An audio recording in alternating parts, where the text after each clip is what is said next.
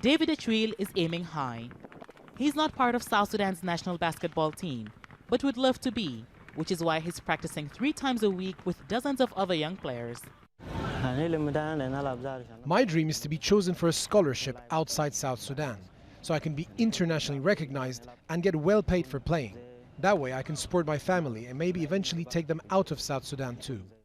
The 15-year-old is one of more than 300 teenagers who come for training with the hopes of being chosen for an international scholarship.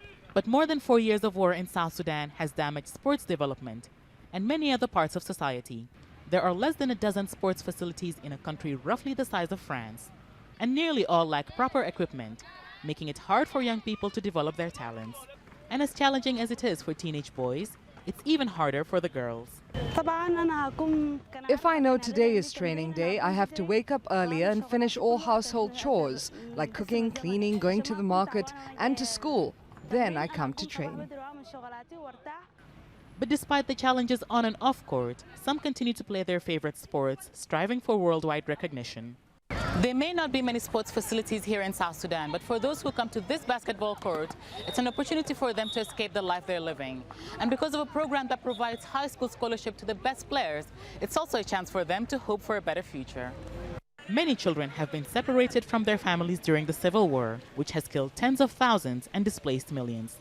Named after a South Sudanese American basketball player in America's NBA, the MANUTE ball program hopes to improve opportunities for young basketball players. A lot of these kids are having challenges in terms of having 3 meals a day. That affects their performance on the court. Some of them, their families have economic challenges. We believe that basketball is going to be the #1 sport in South Sudan. Roughly, we have about 1,000 plus registered players, and we have so far have sent just about over 100 on a scholarship abroad.